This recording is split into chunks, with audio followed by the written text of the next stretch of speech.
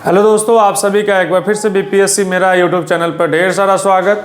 हम लोगों ने पॉलिटी में चैप्टर सेकंड स्टार्ट कर दिया है। चैप्टर सेकंड क्या हमारा कहता है, जो making of Indian constitution. Making of Indian constitution में भी हम लोगों ने स्टार्ट कर दिया था। इसमें हिस्टोरिकल बैकग्राउंड बताया था, जिसमें 1928 में पहली बार मोतीलाल नेहरू ने कॉन्स्टिट्यूशन का ड्राफ्ट प्रिपेयर कर लिया था 8 कांग्रेस मेंबर के हेल्प से। 1931 में डिमांड रखा गया जो हाँ भाई कॉन्स्टिट्यूएंट असेंबली का फॉर्मेशन हो और कॉन्स्टिट्यूशन का निर्माण हो। 1931 में जवाहरलाल नेहरू आईएनसी के बिहाफ पे ऑफिशियली डिमांड करते हैं।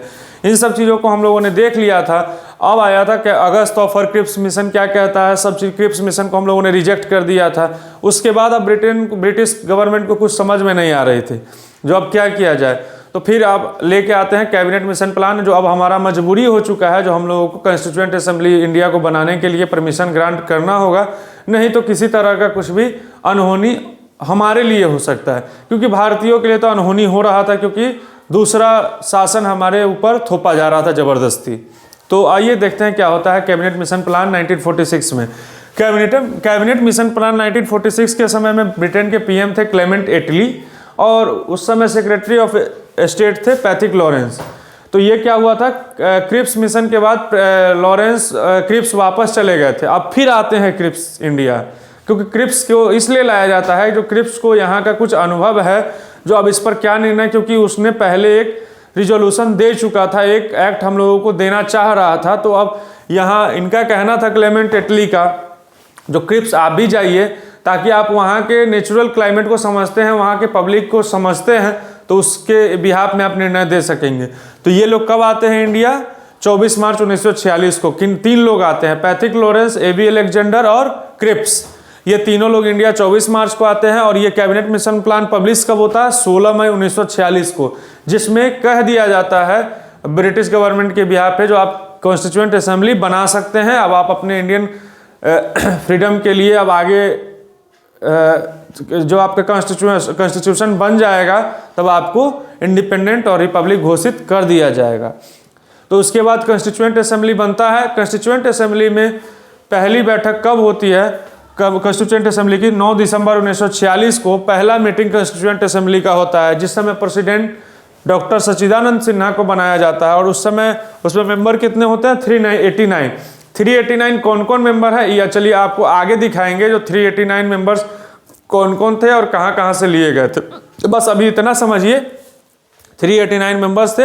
और प्रेसिडेंट डॉक्टर सच्चिदानंद सिन्हा को इसलिए बनाया गया था, अभी भी आप इंडिया में रूल देखते होंगे, जब नई गवर्नमेंट बन के आती है तो कोशिश किसी भी विधानसभा या लोकसभा में यही होता है, जो सबसे सीनियर मेंबर हैं या सबसे गण्यमान्य व्यक्ति हैं, उनको तत्कालीन से सभापति बना दिया जाता है।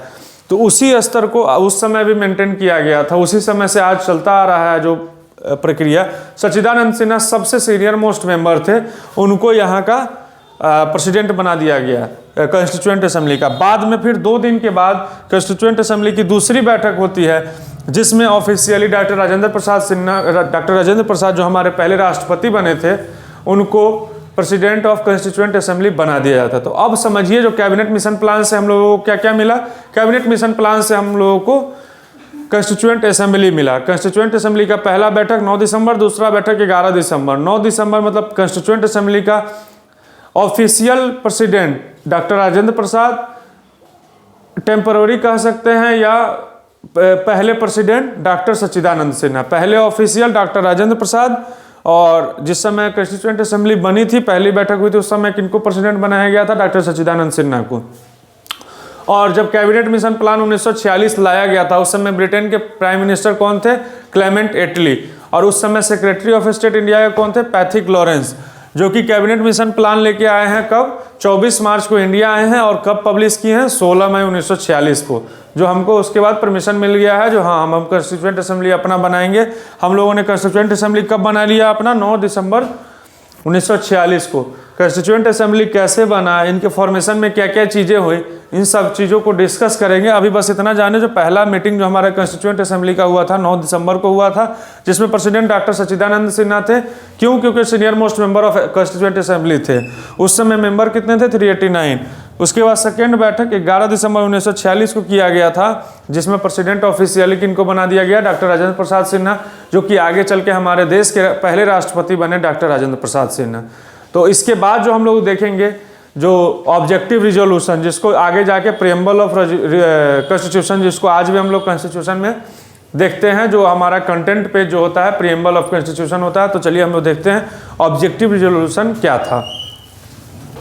दोस्तों अब कॉन्स्टिट्यूशन बनना हमारा स्टार्ट हो जाता है, जिसमें पहला बैठक 9 दिसंबर को, दूसरा बैठक 11 दिसंबर को, और तीसरा रिजोल्यूशन जो लाया गया ऑब्जेक्टिव रिजोल्यूशन कितने तारीख को लाया गया, 13 दिसंबर को। एक सीक्वेंस को फॉलो कीजिएगा ताकि आपको मेमोराइज इजिली हो सके।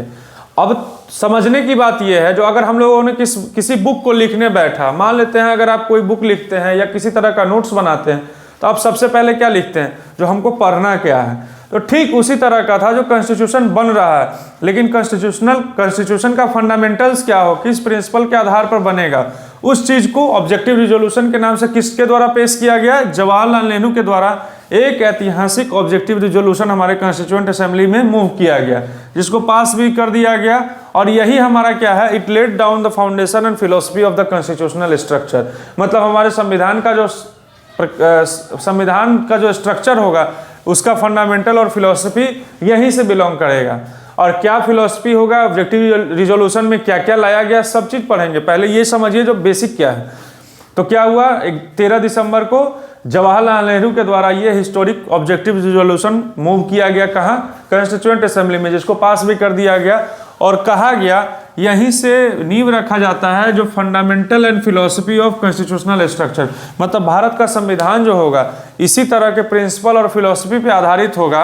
ये चीज ऑब्जेक्टिव रिजोल्यूशन में कहा गया, ऑब्जेक्टिव रिजोल्यूशन को कहा गया, जो यही फंडामेंटल और philosophy of structure of constitution है। ठीक, मुस्लिम लीग इसमें पार्टिसिपेट नहीं होता, क्यों, क्योंकि इनका एक ही डिमांड था, जो हमको पाकिस्तान चाहिए। क्या चाहिए, पाकिस्तान। हमको आज़ादी दीजिए ताकि हम अपना कानून हम अपना खुद बनाएंगे। बाद में इस ऑब्जेक्टिव रिजोल्यूशन का नाम बदल के क्या कर दिया गया, प्रीएम्बल। और ये आइडिया कहाँ से लिया गया था, यूएसए से।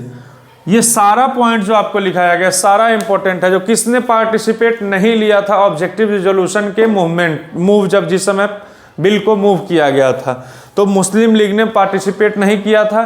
किनके द्वारा किया गया था, जवाहरलाल नेहरू के द्वारा किया गया था। कब किया गया था, 13 दिसंबर 1946 को किया गया था। इसका नाम बाद में चेंज करके क्या कर दिया गया, प्रीएम्बल ऑफ कॉन्स्टिट्यूशन कर दिया गया। ये क्या है, हमारे कॉन्स्टिट्यूशन का फंडामेंटल एंड फिलोसफी है। तो ये था हमारा फंडामेंटल प्रीएम्बल ऑफ कॉन्स्टिट्यूशन, जिसका बेसिक 4 पॉइंट जो हम लोगों को याद रखना। अब जो हम लोग पढ़ेंगे, जहाँ इस रिजोल्यूशन को जो लाया गया था, उस रिजोल्यूशन में क्या क्या चीज़ें थी, इसमें सारे नागरिकों को ध्यान में रखते हुए जो क्या क्या होना चाहिए उस चीज़ को रखा गया था। क्योंकि हमारा भारत जो था विकसित राष्ट्र नहीं था, बहुत तरह से लूट खसोट करके भारत को एक कह सकते हैं जो गरीबी के तरफ धकेल दिया गया था ब्रिटिश ईस्ट इंडिया कंपनी और ब्रिटिश सरकार के द्वारा, या और जो आक्रांताओं द्वारा जो हमारे देश को लूटा जा रहा था। सोने की चिड़िया कहे जाने वाले भारत को खोखला कर दिया गया था। तो अब हमारे लिए एक चैलेंज था, जो हमारा संविधान जो बने हर तबके के लिए बराबर हो, इस चीज़ को ध्यान में रखते हुए पहला ऑब्जेक्टिव रिजोल्यूशन लाया गया। जो इस ऑब्जेक्टिव रिजोल्यूशन ही हमारा फंडामेंटल एंड प्रिंसिपल स्ट्रक्चर होगा हमारे किस चीज़ का, संविधान का। तो अब ये संविधान का प्रिंसिपल स्ट्रक्चर क्या कहता है उस समय, आइए देखते हैं उसको। जो हमारा ऑब्जेक्टिव रिजोल्यूशन में क्या क्या चीज़ें थी जिसको fundamental and philosophy of Indian constitution कहा गया। दोस्तों देखिए, हमारा ऑब्जेक्टिव रिजोल्यूशन में जो क्या क्या पॉइंट्स को हाईलाइट किया गया था, जो इंपॉर्टेंट 4-5 पॉइंट है उसको मैं यहाँ डिस्कस कर रहा हूँ, जो एग्जामिनेशन पॉइंट ऑफ व्यू से आपके इंपॉर्टेंट है। देखिए, कहा गया free India will be nothing but a republic. मतलब जो हमारा इंडिपेंडेंट इंडिया है कुछ नहीं है, गणराज्य है, मतलब सबके लिए समान है। The ideal of social political and economic democracy would be granted for all the people. कहने का मतलब था जो सामाजिक रूप से, आर्थिक रूप से और राजनीतिक रूप से हर एक नागरिक एक समान है, किसी के साथ किसी तरह का भेदभाव नहीं होगा। यही हमारे भारतीय संविधान का एक मूलभूत स्ट्रक्चर जो कहा गया है, फंडामेंटल एंड प्रिंसिपल है, उसका हम पॉइंट्स देख रहे हैं। The Republic would be grant would grant fundamental rights, जो भी फंडामेंटल राइट्स है उस सभी लोगों के लिए बराबर है, ना वहाँ कोई तरह का भेदभाव है, किसी तरह का जाति पंथ या किसी तरह का कोई भेदभाव नहीं है। क्योंकि उस समय जो भारत का एक पृष्ठभूमि था, एक बहुत ही मजबूत तबका था, और एक तबका इस तरह का था जिसको खाने पे लानत थी, मतलब किसी न किसी तरह से उसको बहुत ज़्यादा प्रताड़ना झेलना पड़ रहा था। तो इस चीज़ को ध्यान में रखते हुए अब हमारे लिए संविधान बनाना, क्योंकि वो तबका हमसे दूर ना जाए, फिर से भारत विखंडित ना हो, इस चीज़ को ध्यान में रखते हुए हमारा कॉन्स्टिट्यूशन, संविधान का मूलभूत संरचना ही उस तरह से किया गया था जो चाहे ऊपर वाले हों चाहे नीचे वाले, सबके लिए कानून व्यवस्था समान होगी, सबको सामाजिक रूप से दायरा समान दिया जाएगा, आर्थिक रूप से समान। बेशक अभी तक ये चीज़ पूरी तरह से हो नहीं पाई है, क्योंकि देखिए आज हम आपको बता रहे हैं जो बड़े बड़े लीडर हैं, चाहे वो पिछड़े वर्ग से आते हैं, क्या उनके बच्चों को आरक्षण का लाभ मिलना चाहिए? क्या उनको खुद से आरक्षण को छोड़ देना चाहिए था, ताकि उनके तबके के और जो लोग हैं सो आगे बढ़ सके? लेकिन वो लोग भी लेते हैं। आप विश्वास नहीं करेंगे, बड़े बड़े पॉलिटिकल लीडर, बड़े बड़े गणमान्य व्यक्ति उस आरक्षण का लाभ लेते हैं अपने बच्चे, अपने आगे वाले जनरेशन के लिए, जिसके लिए उनको जरूरत नहीं है। वो कहीं ना कहीं एक अपने कैटेगरी को और कमजोर कर रहे हैं आप उस चीज को लेके, क्योंकि वो अगर अपग्रेड होके आगे आएंगे तो पीछे कहीं ना कहीं उस कैटेगरी के लोगों को ही फायदा मिलेगा उस कैटेगरी में। तो इस चीज को समझना चाहिए, और ये जब तक नहीं हमारे समाज में आगे इस चीज को समझा जाएगा तब तक एक तबका हमेशा दबा रहेगा। और अब तो इस तरह का सिनेरियो बन रहा है जो इसको पहले अपर कास्ट कहा जा रहा था, उसमें भी कुछ वैसे लोग हैं जो अब पिछड़ गए हैं। तो अब हमारा जो कॉन्स्टिट्यूशन का एक संविधान में संशोधन इस प्रकार से होना चाहिए जो आर्थिक रूप से आरक्षण की पद्धति को लाना चाहिए। अब सामाजिक रूप से चलिए बहुत दिनों तक चला, और अब एक तरह से समतुल्य सामाजिक रूप से हम लोग आ चुके हैं। तो अब जो हमारा मूलभूत समाज में आरक्षण की प्रणाली जो कॉन्स्टिट्यूशन में आए, एक आर्थिक रूप से देखा जाए, जो आर्थिक रूप से जो दबे हुए हैं उनको ऊपर लाने का प्रयास किया जाए, क्योंकि हम विकसित भारत के लिए चल रहे हैं। अगर विकसित भारत के लिए चलना है तो जाति पंथ इस चीज़ से ऊपर उठ के हम लोगों को आगे बढ़ना होगा, और तब जाके हमारा समाज एक आगे और एक रास्ते पर चल पाएगा। नहीं तो आज भी कई जगहों पर इस तरह से है जो छोटा जात बड़ा जात, छोटा धर्म बड़ा धर्म, ये चीज़ कह के समाज को बांटा जाता है।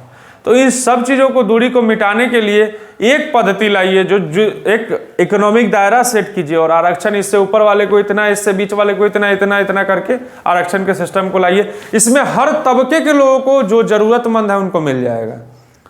इसमें वो सभी लोग हट जाएंगे जो लोग बड़े बड़े विद्वान हैं, बड़े बड़े गणमान्य हैं, और उनके बेटे भी आरक्षण का लाभ उठा रहे हैं, जिसमें उनके लोगों को आरक्षण नहीं मिल पा रहा है। और इसमें उन लोगों को भी मिल जाएगा जो अपने आप को अपर कैटेगरी में कहते हैं, और लेकिन बियॉन्ड लोअर कैटेगरी उनका इकोनॉमिक स्थिति है, उनको भी लाभ मिल जाएगा। तो कहीं ना कहीं समाज में एकरूपता आएगी। तो उस चीज़ को सरकार को भी समझना चाहिए, लेकिन वो सरकार का मैटर है, हमारा नहीं है। हम लोग यहाँ क्या पढ़ रहे हैं? ऑब्जेक्टिव रिजोल्यूशन, जिसमें हमारा कॉन्स्टिट्यूशन का जो ऑब्जेक्टिव रिजोल्यूशन उस समय पास किया गया था जवाहरलाल नेहरू के द्वारा 13 दिसंबर को, उसमें क्या कहा गया? उसमें क्या कहा गया? Free India will be nothing a republic, मतलब एक गणराज्य है। आइडिया ऑफ सामाजिक, आर्थिक और राजनीतिक रूप से सभी लोगों को समान अधिकार दिया जाए, समान रूप से देखा जाए, इस चीज़ की गारंटी लेती है क्या? संविधान। The Republic would be grant fundamental right. और यह जो गणराज्य, भारत गणराज्य है, यह इंडिया रिपब्लिक जो है वो फंडामेंटल राइट सभी नागरिकों को बराबर हक दिलाएगी। इस चीज़ का गारंटी लेती है। कौन लेती है? Constitution. The state would safeguard the rights of minorities and backward classes, मतलब पिछड़े वर्ग को, और जो भी कहीं ना कहीं भारत में माइनॉरिटीज में आते हैं, Sikh, Anglo Indians, Christian, Muslims, उनको भी ध्यान देखा जाएगा, उनको भी तवज्जो दी जाएगी, और जो पिछड़े वर्ग हैं। ठीक। अब क्या हुआ? कंस्टिट्यूएंट असेंबली जो है इसको अभी टेम्पररी लेजिस्लेचर का दर्जा दे दिया गया। मतलब अभी जब तक नई सरकार का गठन नहीं हो जाता है संवैधानिक रूप से, तब तक जो कंस्टिट्यूएंट असेंबली है वही हमारे भारत का लेजिस्लेचर होगा। मतलब संविधान निर्माता और देश संचालन इन्हीं के द्वारा कराया जाएगा। और ये चीज़ कब तक चलेगी?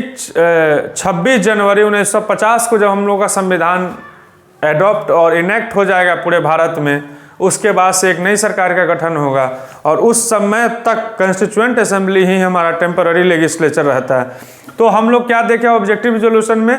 ऑब्जेक्टिव रिजोल्यूशन में देखें यह एक रिपब्लिक भारत जो है, मतलब इंडिपेंडेंट जो इंडिया है वो कुछ नहीं है, एक गणराज्य है जिसमें सामाजिक रूप से, आर्थिक रूप से और राजनीतिक रूप से सभी नागरिकों को बराबर हकदार दिया जाएगा। जो लोग माइनॉरिटीज में हैं और बैकवर्ड क्लासेज में हैं उनको भी अपग्रेड करने के लिए, उनको भी आगे लाने के लिए एक समतुल्य सरकार और समतुल्य व्यवस्था दी जाएगी। उन सभी चीज़ों को ध्यान में रखते हुए संविधान का निर्माण किया जा रहा है और सभी के क्या कहते हैं व्यवस्था के लिए और सभी नागरिक के सुरक्षा के लिए, समानता के लिए कौन गारंटी लेता है? कॉन्स्टिट्यूशन हमारा। यही हमारा ऑब्जेक्टिव रिजोल्यूशन था। और इसी के साथ साथ एक तरफ ये चल रहा था, ऑब्जेक्टिव रिजोल्यूशन हमारे कॉन्स्टिट्यूएंट असेंबली में पास होकर ये चीज़ आया था और साथ साथ कुछ और चीज़ें चल रही थी जिसको हम लोग देखते हैं, जिसमें हम लोग national anthem, national flag, national song, इन सब चीज़ों को अडॉप्ट करते जा रहे थे, एक्सेप्ट करते जा रहे थे। ये चीज़ें भी साथ साथ चल रही थी। आइए उसको भी देखते हैं। तो एक तरफ ऑब्जेक्टिव रिजोल्यूशन पास हो रहा था, दूसरा चीज उसके साथ साथ कई चीजें कंस्टिट्यूएंट असेंबली में एक साथ चल रही थी। क्या चल रही थी? जो हमारे देश का नेशनल फ्लैग कैसा हो, क्योंकि अभी तक क्या था भारत में विभिन्न तरह के प्रिंसली स्टेट आए थे, उनका अपना झंडा हुआ करता था, उनका अपना फ्लैग हो रहा था।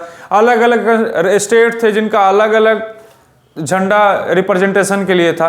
तो उन सभी झंडाओं को इस तरह से समतुल्य किया जाए, उन सभी फ्लैग्स को, सभी को सम्मान देते हुए एक इस तरह का फ्लैग का स्ट्रक्चर हो जो सभी नागरिकों को रिप्रेजेंट करे, पूरे भारत को रिप्रेजेंट करे और एक अलग छाप छोड़े। तो इन सब चीज़ों पे चर्चाएं चल रही थी। उसके बाद साथ साथ नेशनल फ्लैग को एक्सेप्ट किया गया, उसके साथ साथ नेशनल सॉन्ग को एक्सेप्ट किया गया, उसके साथ साथ नेशनल एंथम को एक्सेप्ट किया गया। और ये चीज़ मैं बताया हूँ 13 दिसंबर को डॉक्टर राजेंद्र प्रसाद को, उसी के साथ साथ डॉक्टर राजेंद्र प्रसाद को प्रेसिडेंट ऑफ इंडिया भी इलेक्ट कर लिया जाता है, जो कि कंस्टिट्यूएंट असेंबली के चेयरमैन थे या प्रेसिडेंट थे। तो इन 4 पॉइंट्स को भी ध्यान में रखेंगे। साथ साथ आप लोगों को एक क्वेश्चन देते हैं, जो नेशनल सॉन्ग और नेशनल एंथम भारत का क्या है और किनके द्वारा लिखा गया है। इस चीज़ का जवाब आप कमेंट बॉक्स में या आप टेलीग्राम भी मिल गया है, कल आप लोगों को शाम में 4 बजे क्वेश्चंस मिल गया होगा, practice question historical background of Indian constitution का। तो उस पर भी आप लोग जवाब दे सकते हैं शाम में 4 से 5 के बीच में, जो नेशनल सॉन्ग हमारा क्या है और इनके लेखक कौन है, नेशनल एंथम क्या है और इनके लेखक कौन है। तो आज इतना ही रहने देते हैं, मिलते हैं अगले वीडियो में कंपोजिशन ऑफ कंस्टिट्यूएंट असेंबली के साथ। जैसा कि आप लोगों को मैं बताया था, जो कंस्टिट्यूएंट असेंबली में 389 मेंबर्स हैं, आगे बताऊंगा जो 389 मेंबर्स जो थे उसमें कौन कौन से लोग कहां से लिए गए थे और लेने की प्रक्रिया क्या थी। तो इस चीज़ को हम लोग देखेंगे अगले क्लास में।